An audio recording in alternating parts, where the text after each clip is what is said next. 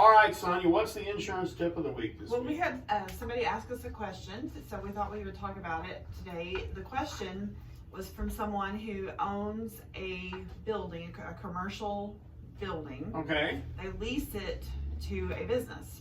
All right. And their question for us was, if the people I lease to have insurance, why do I need to have insurance too? Mm-hmm. So that's what we thought we would talk about today, because it's a very good question. Kind of know the answer to this one. Yeah.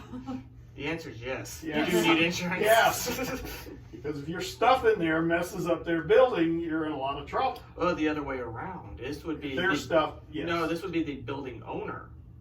Do they need to carry the insurance? Yeah, it was the building owner asking us, if the tenant carries insurance, why do I need to carry it too? Oh. Yeah, it's a little Okay, different. now explain this, because I thought you were talking the other way around. No, Okay. not the other way All around. right, gotcha. So we have several clients that have asked this question. I've had it asked in the past.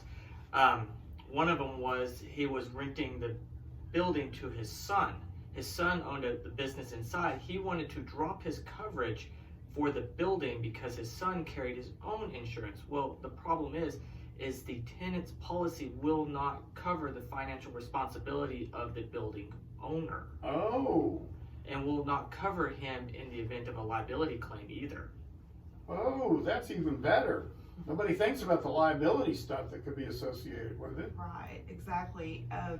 Most of the time when you own a building and lease it, you lease it out to somebody. You, the building owner, typically would insure the building for property coverage. You could put it in the lease where the tenant is required to do that. If you do that, you need to make sure that they list you as loss payee on their property policy. But most of the time, the building owner covers the building and then the tenant covers the contents. But there's two liability exposures like Brad was talking about. There's the liability exposure of the tenant who's operating the business, but then as the building owner, you could be liable for someone's injury or someone's property damage for various reasons. Maybe it's alleged that you didn't maintain the building properly. Maybe something bad enough happens that whoever got hurt on the premise or by the business gets a lawyer and they're going to sue everybody, Yeah. which happens. Oh, yeah. And so as the lessor or the landlord, you have a huge liability exposure. And interesting enough, the liability insurance is not that expensive for a building owner, especially if you require your tenants to carry liability insurance and name you as additional insured. So you wouldn't be paying the same rate as the person that operates the business. In other words, it's the building owner lessor liability rate is usually less than the people that are operating the business. You mentioned the son, but I had a friend that let me use a hangar, and he wanted him to be named as the insured on the hangar, even though I wasn't being charged rent for keeping the airplane in the hangar. But even if you're not paying rent, you still need to be responsible. If you're using that facility and it's your equipment inside the facility, you need to name them as the insured. Right. And the same concept is if you own rent houses, you need liability for you as the owner of the rent house. And then, you're going to want your tenant to carry renter's insurance and that kind of thing. So Brad can talk about that because he has rent houses. No, that's true. I do have rent houses. Yeah, that's one of the major concerns right there. A lot of people that rent houses, they might there's different types of policies out there. Some of them will just cover the property, some will cover liability, some will cover both. The one that I currently have on my properties is a package policy, which is both liability and property coverage. One of the major issues is because you don't have you have lack of control over those premises. So what are these renters doing? Are they good renters, or are they ones that bring in undesirable dogs, people that are not necessarily taking care of the property, or it's lack of control. So what would occur is if someone got injured on those premises, why wasn't the controls in place? Were there controls in place? Why weren't they being followed? So those are the liability concerns that a landlord could possibly be brought into, and there's nothing really they can do other than, just staying on top of it.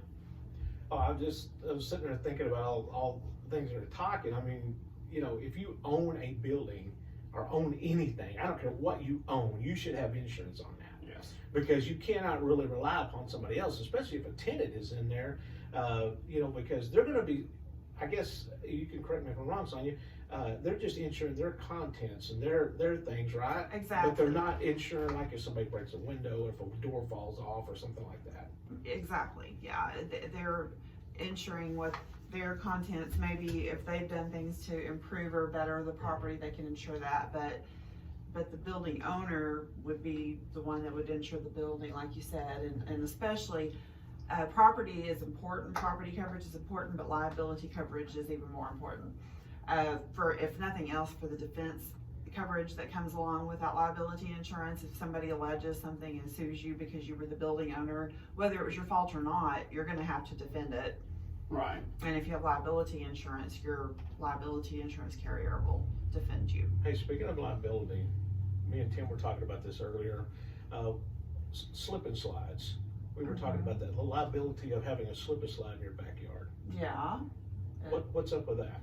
Well, anything that you do that people could get hurt on your premises increases your liability exposure. So as a homeowner, I should not have a slip and slide. Well, it should be a calculated risk. I'm not saying you shouldn't have one. I'm saying if you have one, you need to realize that you are upping your chance of somebody getting hurt. Hey, this brings up an interesting question. If the grandkids are over at your house and one of them breaks their arm and they don't have insurance and they go after your liability insurance, which is sad, but it would make sense, can your relatives sue you on that property?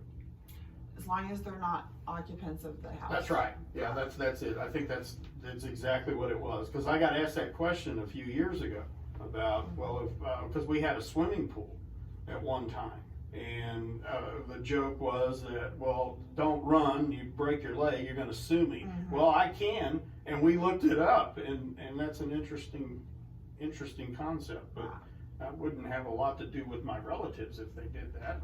Then again, I don't anyway. So how do we get a hold of you at Bryan Insurance?